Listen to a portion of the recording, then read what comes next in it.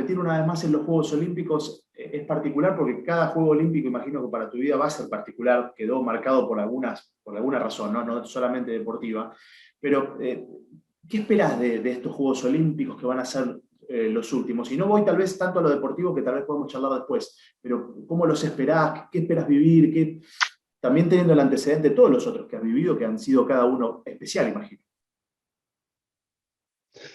Bueno, lo primero que se me ocurre contestarte es que Uh -huh. no sé por qué los últimos, es decir, Ah, sé que bueno. no voy a jugar el próximo, No, no, pero bueno. sí pueden ser los últimos, es decir, darle la exclusividad al deportista como parte única de un juego olímpico, me parece, yo siendo deportista, me parece en cierta manera quizás exagerado. Es decir, por ejemplo, vos hablas con un entrenador, con un asistente, con un médico, y te dice, estos son mis terceros Juegos Olímpicos, o esto es un periodista, este es mi cuarta cobertura. El Juego Olímpico es tan grande que abarca muchísimo más que el que juega el deporte. Quizás es el Claramente. protagonista, o seguramente es el protagonista, pero no es lo único. Yo puedo por ahí volver dentro de la forma de, no sé, dirigente, entrenador, periodista, no lo sé.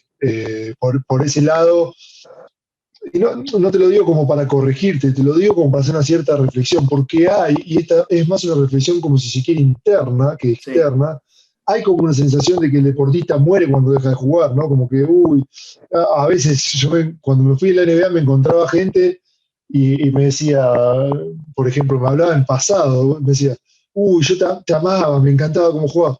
Y yo decía, bueno, pero estoy vivo, o sea, me podés seguir amando por, por ahí no me ve jugar más, pero no me morí. Hay como una cosa de que termina un jugador y que, bueno, pero en la realidad no es así, ¿no? En la realidad no es así. Entonces, por eso para mí no son los últimos Juegos Olímpicos. O no sé si son los últimos Juegos Olímpicos, pero no estoy teniendo ese tipo eh, no tengo ese approach por el Juego Olímpico. Lo voy a vivir de la mejor manera posible porque en la medida que van pasando los años, uno va valorando más este tipo de experiencias porque tiene un valor realmente increíble que cuando tenés 24 años, por ejemplo, que me tocó vivir mis primeros Juegos Olímpicos, yo no conocía ese valor. Y hoy, qué sé yo, 17 años después, no sé cuánto, 18 años después, no sé cuánto pasaron, le doy ese valor que tiene, o por lo menos le doy mucho más valor del que le daba en ese momento. Entonces voy a intentar disfrutarlo lo máximo posible. Pero no desde un lugar terminal en el cual son mis últimos, es mi despedida, es mi retirada, no desde ese lugar, sino de que tengo la posibilidad de estar en mi quinto Juego Olímpico, en competir en mi quinto Juego Olímpico y lo voy a disfrutar, lo voy a intentar disfrutar al máximo posible, como creo yo que se lo merece. Claro, no, iba justamente a eso, no al hecho de, uy, son mis últimos como jugador, porque ojalá que tengas 5 más. Yo soy de la idea, bueno, de que es el máximo escenario del deporte en el mundo. Y es increíble cuando el deportista tiene su experiencia olímpica, después quiere volver porque dice que nada se asemeja a eso, ¿no? Si bien cada uno es diferente por el país, por todo, ¿no? Pero es como que es increíble lo que genera eso, Iba, ¿no? Digamos, ser parte de los Juegos Olímpicos de cualquier forma, siendo protagonista en una cancha, en un tatami o en cualquier lugar, es increíble lo que genera al atleta en sí, más allá de lo deportivo, sino en lo cultural, en la experiencia. Estoy de acuerdo, creo que los Juegos Olímpicos son inigualables en ese sentido, porque creo que son un evento que sobrepasa los límites de. Primero, la primera reflexión es que sobrepasa el límite de tu deporte, ¿no? Siempre cada uno, digamos, yo en el básquet, el otro, no sé, en el atletismo, el otro en el tenis, estás en tu deporte. Esto ya del vamos ya te pone en otro lugar, en un lugar en donde no sos el centro, no sos el único centro, sos uno dentro de un montón más, sobrepasa tu deporte. Y después es un evento que obviamente sobrepasa tu país, pero también sobrepasa el deporte en general, no solo tu deporte, sino que sobrepasa el deporte y pasa a ser un evento cultural histórico, parte de nuestros libros de historia, parte de lo que estudian los chicos en la escuela y demás, que lo ponen en un pedestal de los eventos, de los más altos, de la élite de los eventos mundiales, más allá del deporte. Y bueno, eso se nota. Una vez que estás adentro, se nota. Lo ves, lo vivís, lo palpás. Y todo el mundo quiere volver ahí. Esa experiencia, esa conexión con el Juego Olímpico, obviamente si estás compitiendo, es genial. Si podés ganar, si podés competir a gran nivel, genial. Lo hace todavía muchísimo más muchísimo más. Pero la realidad es que es irrelevante a si vos competís, si sos deportista o qué sos. El hecho de estar involucrado, el hecho de estar ahí adentro, ya te pone en contexto con esto que estoy describiendo. Ya te pone en esa situación en la que vos entendés que esto no es un partido, esto no es un torneo, esto no es un campeonato, esto es mucho más, esto es algo mucho más grande. Después, cada deporte, cada situación y demás tiene sus particularidades. En algunos casos es un poco más importante, en algunos casos es un poco menos. En algunos casos, vos, tu nivel de protagonismo es muy grande, por ejemplo, el deportista, en otros casos es un poco menos, por ejemplo, un colaborador, pero en cualquiera sea la situación, el juego enseguida, ni bien entras a la villa, te pone en contexto y te explica en qué tipo de evento estás parado. Hace poquitos días nada más, finalmente eligieron a Santiago y a Cecilia, que van a ser los primeros abanderados en la historia, que van a poder llevar la bandera en conjunto, ¿no? Por esta nueva reforma del comité. Imagino que dentro de toda tu historia olímpica, el hecho de haber llevado la bandera en Río debe ser uno de esos momentos muy, muy referenciales y muy particulares, ¿no? De haberlo vivido. Sí, yo creo que por estas cosas que te comenté en las preguntas anteriores, creo que lo más probablemente sea que el highlight de mi carrera sea ese, ¿no? No hay un lugar más alto dentro de tu país que ese. El poder llevar la bandera y representar a toda una delegación en un juego olímpico eh, es, digamos que a mi forma de ver, es el punto más alto que uno puede tener como deportista. Uh -huh. Desde lo deportivo, ¿cómo te preparaste para llegar a estos juegos, Luis? ¿Estuviste en el campo entrenando con el hijo del huevo, por lo que pude ver?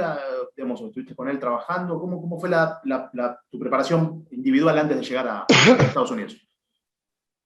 Me preparé bastante parecido a lo que me preparo habitualmente. Obviamente cada verano tiene particularidades porque, bueno, a veces terminas antes, a veces terminas después, a veces estás jugando en un lugar, a veces estás jugando en otro, y a veces tenés contrato, a veces no lo tenés, y eso va cambiando, va haciendo que cada preparación tenga un poco de única, pero dentro de esas cosas que van cambiando, siempre hemos sido capaces de tener consistencia a la hora de preparar nuestros veranos y nuestras preparaciones para los torneos y también para la siguiente temporada, ¿no? Que en este caso no, lo más probable es que no haya siguiente temporada, pero eh, siempre tuvimos una manera de trabajar que fuimos capaces de mantener y este año fue bastante parecido a lo que hicimos en otros años.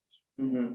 El equipo en la antesala, después de lo que fue el 2019, más allá de esta demora, digamos, de más de un año, ¿no? Que se esperaba del 2020 al 2021, ya llega sentado, ¿no? Más allá del resultado, que por supuesto es tremendamente valioso lo que consiguieron en China, pero ya este equipo ha llegado a un punto en que, por lo que uno ve desde afuera, solamente tal vez puede crecer, o sea, ha llegado a una base muy buena de rendimiento que puede tener partidos malos o buenos, a eso es a lo que voy, pero está como asentado el equipo ya.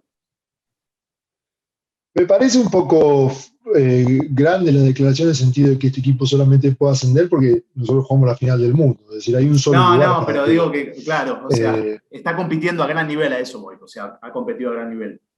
yo creo que este equipo llegó a un punto importante de rendimiento en el cual muchos jugadores están en un lugar importante de, de sus carreras, dentro de sus propias carreras, están en un buen lugar. Uh -huh. Y eso nos pone en un buen lugar como selección.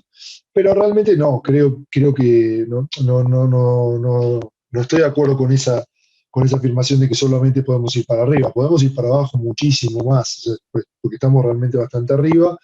Y realmente tenemos que intentar ver de continuar esta línea y de seguir mejorando, porque la realidad es que jugamos un muy buen torneo en China, pero cuando vos comparás los planteles, digamos, a nivel cantidad o calidad de jugadores, no estamos en el top 3 top 4 top 5 de los planteles que más talento tienen. Y eso es un tema, es difícil. Vos podés tener un par de momentos en donde rendís a un nivel que tu cantidad de talento no se corresponde, pero después es muy difícil mantener eso en el tiempo. Entonces vos al final del día, tu cantidad de talento es lo que te define, es donde vos vas a terminar el resultado final que vas a terminar consiguiendo. Alguna vez podés mejorarlo, y alguna vez te puede ir peor, pero en líneas generales tu promedio va a estar más o menos ahí. Entonces la clave a la hora de conseguir buenos resultados no está en tener esas actuaciones extraordinarias, sino que la clave está en conseguir que tu promedio sea alto. Eso te va a poner ahí, eso te va a poner en esa lista de equipos, de 4 o 5 equipos top durante un tiempo largo, y eso es lo que al final del día te va a dar éxito. Eso, por ejemplo, fue lo que hizo la generación dorada, y eso es difícil de conseguir. Eso fue lo que hizo España, eso fue lo que está haciendo Francia, evidentemente Estados Unidos, Lituania, Serbia. Son equipos que se posicionan en un lugar con su cantidad y calidad de talento, y perduran en ese lugar durante un periodo de tiempo, pues 6, 7, 8, 9, 10 años. Y en ese lugar, tarde o temprano, terminás consiguiendo los resultados. A veces te va un poquito peor, a veces te va un poquito mejor, pero siempre terminás consiguiendo esos resultados. Y ahí está un poco el desafío nuestro, en poder conseguir tener esa cantidad de talento como para poder posicionarnos en un grupo chico de 4 o 5 equipos, estar dentro de esos 4 o 5 equipos mejores del mundo, y a partir de ahí sostener eso en un periodo de, digamos, 6, 7, 8 años, si se quiere, 10 años, lo que se pueda, lo máximo posible, para poder tener los resultados que uno quiere. Que eso al final del día fue lo que hizo la generación dorada, y eso es lo que te permite tener éxito. Buscar conseguir con un rendimiento extraordinario, con un torneo espectacular, una medalla, puede llegar a pasar, pero es muy difícil de repetir el tiempo, sobre todo porque la palabra propia lo dice. Extraordinario significa que es algo que vos no podés hacer. Si lo pudieras hacer, si lo pudieras repetir año a año, dejaría de ser extraordinario para ser ordinario, y lo podrías hacer todo el tiempo, estaríamos hablando de tu promedio, es decir, estarías en esos lugares. Eso es lo que tenés que intentar conseguir que ese rendimiento extraordinario pase a ser la norma, pasa a ser lo que vos puedas conseguir mes a mes, año a año. Recuerdo que Oveja mencionó alguna que otra vez después del Mundial que vos le habías mencionado, no me acuerdo si en Formosa, dónde había sido, que veías que el equipo estaba para poder pelear contra las potencias. Después, en un partido podés ganar o perder. Eh, ¿Qué ves que puede suceder en Tokio? O sea, con... No, o sea, yo no puedo saber lo que va a pasar en Tokio. Yo creo que nosotros tenemos un equipo que puede competir, y en ese momento, eh, yo y mucha otra gente que estaba alrededor de la selección veía que había una especie de ancla, había una especie de... Faltaba soltarnos, faltaba creérnoslo, faltaba romper ese vínculo con la generación dorada y empezar a tener vuelo propio y empezar a generar nuestra propia historia, la que sea, no importa si era lo mismo, mejor, peor. Necesitábamos empezar a generar nuestro propio contenido. Y había que romper un poco eso que estaba pasando, que es una cosa de lo más normal del mundo, que al final del día nos frenaba, no nos dejaba, no nos dejaba desplegar lo que nosotros podíamos hacer como equipo. Entonces de ahí iba un poco eso. Bueno, vamos a creérnoslo, vamos a poner la vara alta, vamos a ir a buscar nuestra propia historia, vamos a ir a buscar nuestro propio resultado, y vamos a ir a dejar nuestro propio legado. Ese fue un poco, digamos, la temática del proceso pasado, el ciclo pasado, que empezó hace muchísimo tiempo, en el 2015.